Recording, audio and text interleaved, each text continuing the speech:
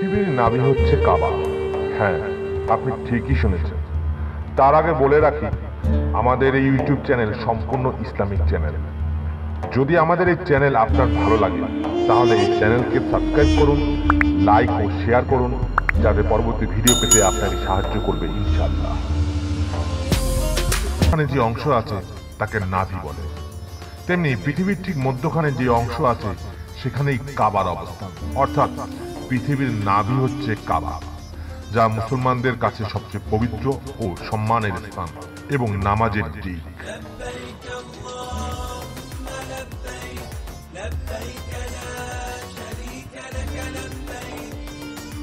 কাবা ঘরের জমিটুকু হচ্ছে পৃথিবীর প্রথম মাটি, যা প্রথমে পানির নিচে ছিল। পানিময় পৃথিবীতে মাটির সৃষ্টি এই পবিত্র কাবাকে কেন্দ্র করে। মাটিতে রূপান্তর হওয়ার আগে পবিত্র কাবা সাদা ফেনা আকার ছিল। বিশাল সাগরের মাঝে সৃষ্টি ধীরে ধীরে এর চারপাশে ভরাট হতে থাকে। সৃষ্টি হয় একটি বিশাল মহাদেশের। এক মহাদেশ থেকে সৃষ্টি হয় অন্য সব মহাদেশ। অর্থাৎ মাটি বিছানোর পর জমি নড়তে থাকে, হেলতে থাকে। এর জন্য মহান আল্লাহ তাআলা পাহাড় সৃষ্টি করেন। বর্তমান বিশ্বের প্রায় 200 কোটি মুসলিম এই কাবা ঘরের দিকে মুখ করে সালাত আদায় করে, কারণ এ যে আল্লাহর ঘর। এ ঘরকে আদিম বাড়ি বা পবিত্র বাড়ি নামেও পরিচিত। পবিত্র কোরআনের 3 নম্বর সূরা সূরা আল ইমরানের 91 নম্বর আয়াতে মহান আল্লাহ তাআলা বলেন, প্রকৃতপক্ষে মানব জাতির জন্য নির্ধারিত প্রথম ঘর ছিল বাক্কায়, যা বরকতময় এবং মানব জাতির জন্য পথ নির্দেশক। বিভিন্ন বর্ণনায় পাওয়া যায় যে কাবার উপরে সপ্তম আকাশে অবস্থিত ফেরেশতাদের উপাসনালয় বলা হয় বাইতুল মামুর। এটি দুনিয়ার কাবার ঠিক উপরে। এখানে ফেরেশতারা নামাজ পড়েন এবং তাওয়াফ করেন। বর্ণনায় আরও পাওয়া যায়, মহান আল্লাহর নির্দেশে ফেরেশতারা সর্বপ্রথম বাইতুল মামুরের ঠিক নিচে কাবা ঘরের ভিত্তিপ্রস্তর স্থাপন করেছিলেন। পৃথিবীর সূচনা হয় কাবা ঘর নির্মাণের মাধ্যমে। কাবা গৃহের নির্মাণ কোনো সাধারণ ঘটনা নয়।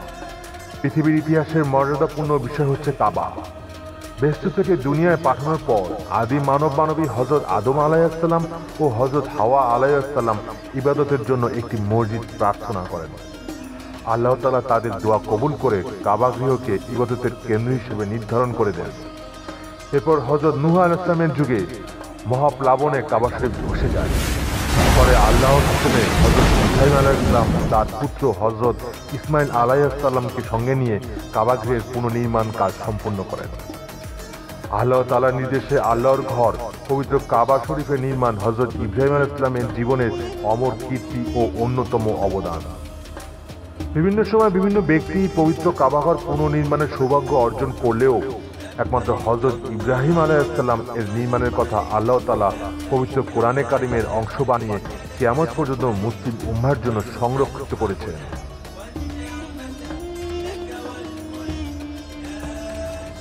প্রিয় নবী সাল্লাল্লাহু আলাইহি ওয়াসাল্লাম ইয়েমেনি সাদা কাপড় দিয়ে পবিত্র কাবাকে ঢেকে দিয়েছিলেন।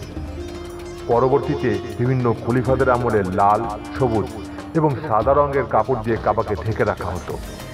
আব্বাসীয় খলিফাদের আমলে পবিত্র কাবার এই কাপড়ে বিভিন্ন রঙের ব্যবহার বন্ধ করে কালো রঙের কাপড় দিয়ে কাবাকে ঢেকে রাখার সিদ্ধান্ত গ্রহণ করেন। তখন থেকেই কাবাকে কালো কাপড় দিয়ে ঢেকে রাখা হয়। সুধী দর্শক মণ্ডলী, আজ এ পর্যন্তই। সবাইকে আসসালামু আলাইকুম ওয়া রাহমাতুল্লাহি ওয়া বারাকাতুহু।